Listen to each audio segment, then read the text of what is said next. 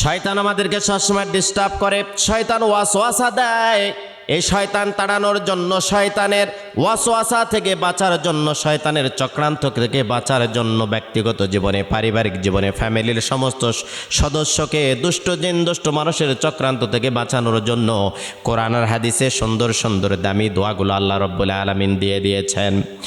শয়তান তাড়ানোর একটি আমল আছে। ঘরে প্রবেশের সময় সর্বপ্রথম আমাদেরকে বিসমিল্লাহ বলতে হবে, তাহলে শয়তান আমাদেরকে ডিস্টার্ব করতে পারবে না। ভালো ভালো যত কাজ আছে সব কাজ আমরা বিসমিল্লাহ বলে শুরু করব। আল্লাহর সেখানে একটা নিয়ামত আছে, হাত আছে। এরপরে 2 নম্বরে সূরা আল বাকারার তেলাওয়াত করব আমরা। সব সময় যদি সূরা বাকারা আমরা তেলাওয়াত করতে পারি, কমপক্ষে শয়তান 3 দিন পর্যন্ত ওই বাড়ির মানুষদেরকে ডিস্টার্ব করতে পারে না। 3 নম্বরে ঘুমানোর আগে সূরা ইখলাস, ফালাক, নাস পড়ে হাতে ফু দিয়া পুরো শরীরটা যদি আমরা বলিয়ে দিতে পারি, তাহলে দুষ্ট জিন, দুষ্ট মানুষের চক্রান্ত থেকে আল্লাহ রাব্বুল আলামিন আমাদেরকে হেফাজত করবেন।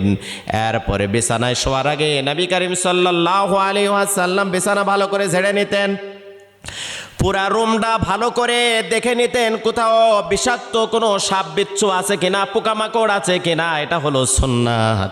আমরা যখন ঘুমাতে যাব অবশ্যই অবশ্যই বিছানাটা, ঘরটা সুন্দর করে আমরা দেখে পরিপাটি করে ঘুমাতে যাব। 5 নম্বরে ঘরের প্রতিটি দরজা জানালা বন্ধ করার সময় দোয়া পড়তে হবে।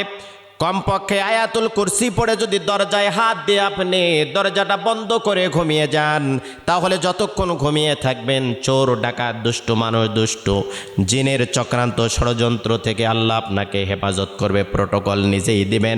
এবং যতক্ষণ ঘুমাবেন একজন ফেরেশতা আপনাকে পহরা দিতে থাকবে, আপনার বাসা বাড়ি পহরা দিতে থাকবে, সিকিউরিটি দিতে থাকবে। 6 নম্বরে ফজর ও মাগরিবের সময় বেশি বেশি জিকির করবেন। দিনের শুরুতে কোনো বান্দা যদি বেশি বেশি জিকির করে, সারাটা দিন যেই কাজের মধ্যে নিয়োজিত থাকবে, ব্যবসা করছে সওয়াব হবে, কৃষি কাজ করছেন সওয়াব হবে, আপনি পথে ঘাটে মাঠে ঘাটে ছাত্র ভাইরা যেখানে যে অবস্থায় যাচ্ছেন, কলেজে, ইউনিভার্সিটিতে, স্কুলে যেখানে যান না কেন, সকালবেলা জিকির করে বের হলে সওয়াব হতেই থাকবে।